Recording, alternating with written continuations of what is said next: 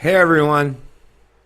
Yeah, we're fighting hard. We're trying hard, us libertarians, classical liberals, genuine small limited government conservatives, independent and critical thinkers. We're trying hard all the time to put forth and present a message that's not just logically and morally and philosophically consistent, but principled in every way that doesn't leave anything up in the air or open to interpretation. We're very much all about being clear and concise in the kind of message and information that we present. Maclean's and a lot of the establishment media in Canada, the people that contribute to those publications or outlets, not so much. Case in point, Terry Glavin from Maclean's. Canada supports a values test, but not the values of the far right. While 84% of respondents back screening of new immigrants, the values they actually support seem to lean left. So obviously, right there just in that headline alone, purely political, right? And when it's purely political, well, you know what that means. It's propaganda. If it's not built on abstract, objective reason and logic, it's propaganda. That's another civic lesson for you that you probably haven't learned too much in the modern education system. Centrally planned, government-run education system. It is a delicious paradox, and it's wholly counterintuitive. What's one of the strongest feelings expressed by the otherwise liberal, laid-back, and largely contented people revealed by our poll? It's in the survey respondents' support for a proposition most closely associated, fairly or not, with Canada's disgruntled anti-immigrant Islamophobia fringe. A whopping 84% of respondents agreed with the statement, new immigrants to Canada should be screened to ensure they share Canadian values. Almost 50% strongly agreed. That's a higher register of strong feeling than the survey elicited in any other policy-related question. So think about what that's saying already. Now, of course, they're going to try to twist and spin that, but let's hear what they got to say. Peculiar to the far-right edges of the Conservative Party, the specific proposal to subject prospective immigrants to a Canadian values assessment in face-to-face interviews was a major plank to party leadership candidate Kellie Leitch's campaign.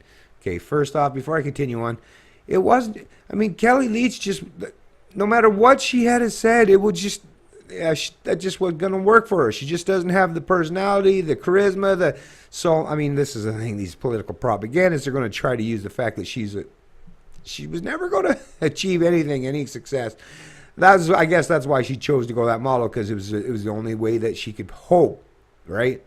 Anyways, so in that aspect, we're in agreement so far.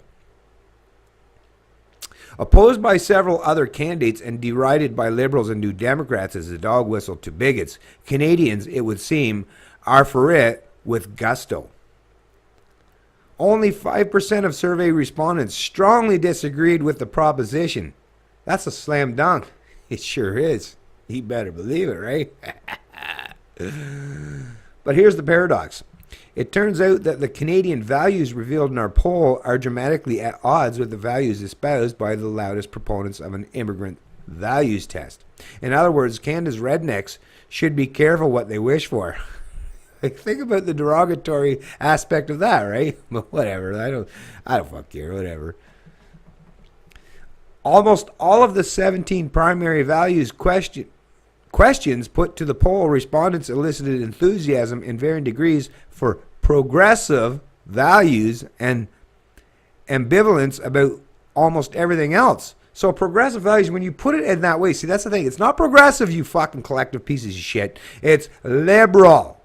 Liberal, not progressive, liberal. And that is one thing that libertarians and even some... how do you think our country's come to form? There were conservatives and liberals back in the day, too. How do you think they're come to a general consensus from both sides of the political spectrum, which brought about actual freedom after the Enlightenment era? It's because they both agreed, to a certain degree, on aspects of liberalism as far as freedoms go. So like once again, like such a failure already. So when not progressive, liberal, as in the classical sense, is live and let live, more or less, right? That's what we're talking about, and that's not progressive. Progressive is now just a key word, a term to describe collectivism. All right? So stop.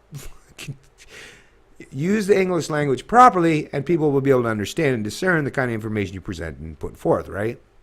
Jeez. If it's Canadian values you want embraced by the roughly 300,000 people who emigrate to Canada every year, and they even tried to get up to what, 400, 450,000? But even at 300,000, think about it. 3 years, there's an extra million people, right? In a country of only 35 million. Roughly around 36, but still, think about that. Huge massive influx of immigrants. Keep that in mind. I got videos that cover that topic too. Just look through my past history. You'll have to screen out almost everybody except for liberals. See this, right? Anyways, the only other opinion as firmly held as the view that prospective immigrants should be subjected to a Canadian values test is the idea that governments need to intervene in the housing market. Asked to respond to the statement, governments in Canada should do more to make housing more affordable, 86% of respondents agreed, while 41% strongly agreed. So what about the Muslim immigrants and Syrian refugees we're supposed to be worked up about? Are Canadians bothered? In a celebrated initiative that has now come to an end, about 40,000 Syrian refugees were resettled in Canada after Justin Trudeau's Liberals were elected in October 2015. Nevertheless, 57% of respondents said they agreed with the statement Canada should continue to accept Syrian refugees. In a separate survey question, 62% of respondents agreed that Islamophobia is a problem in Canada. So that's all these breakdown questions, right? Yes, you're not going to get Canadians. You're not going to find too many Canadians that are going to put forth and present in a little tiny questionnaire such as that, where they're like trying to be, because who would want to, Canadians are for the most part decent people who would want to err on the side of saying, oh, let's just fuck everyone up. I mean, it's the way these questions are worded, right? And this is the problem, and this is Maclean's is trying to, but I don't even think they're doing a very good job with trying to prevent or present this kind of propaganda narrative where Canadians, even though 86%, right, like such an overwhelming majority, agree on the Canadian values test, which is, yeah, you don't get to come to this country unless you're willing to fucking live and abide by what it means to be about Canadian history and philosophy, right? So, but like I say, these political propagandists, they'll find any way humanly possible. If you'll fall for it, they'll find any way possible to try to trick, twist, or distort the narrative to try to benefit themselves or their ideologically driven narratives, right? Like, holy shit, man. For all our boasts about being uniquely environmentally conscious, only 44% of Canadians agree with the statement, I am personally willing to pay a carbon tax if it helps address climate change. But all the claims we make about our superior health care, only 45% of respondents agreed with the statement, I would pay more taxes to shorten wait times in the healthcare system. But those responses came in tandem with a fairly dim view of the state of tax fairness in Canada.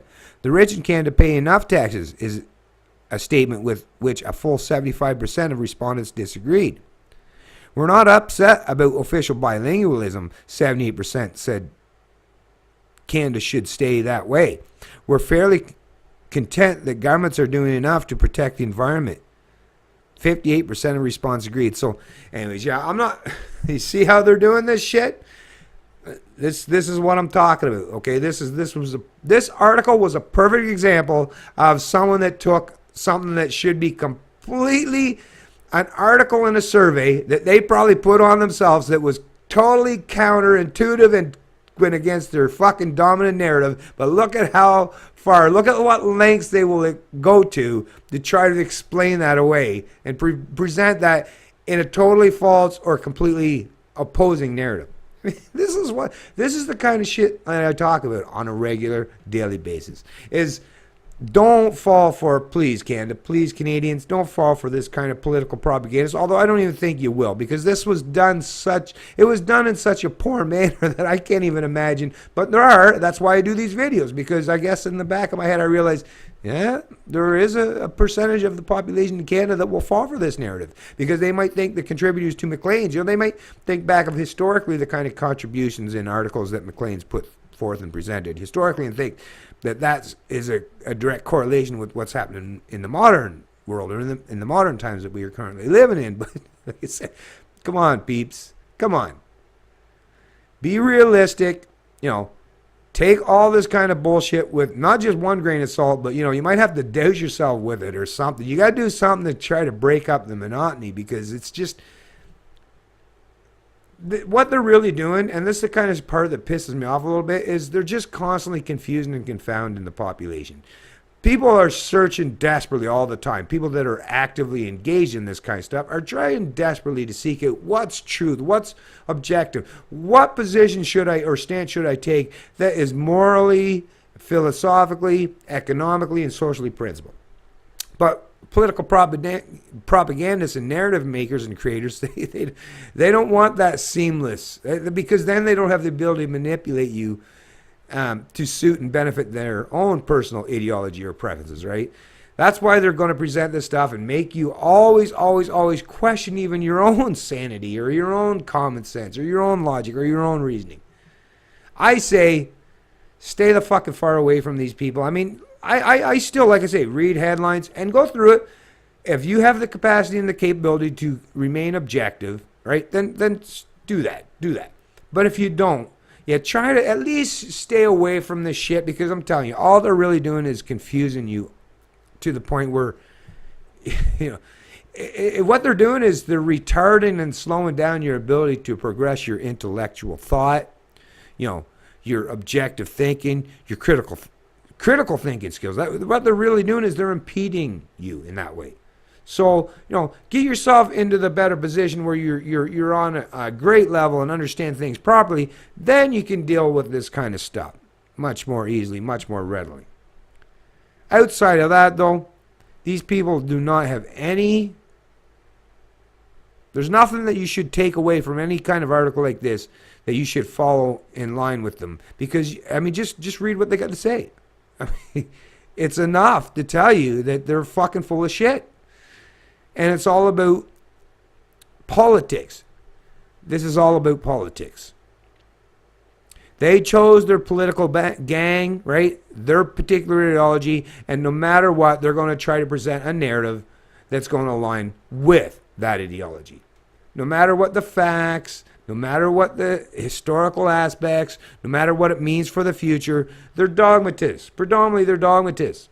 So, but because they at least want to continue to maintain some semblance of being credible, right? They try to do it in a manner that leaves you still wondering and question, are they presenting this information to me honestly and objectively? They're hoping that you'll err on the side and say, yeah, well, I better trust them because they come from, whatever particular outlet. I say reject that notion completely and hold each and every individual contributor to account based on the words and the propaganda, the information that they're presenting and putting forth. It's Canadian Libertarian, and I love liberty.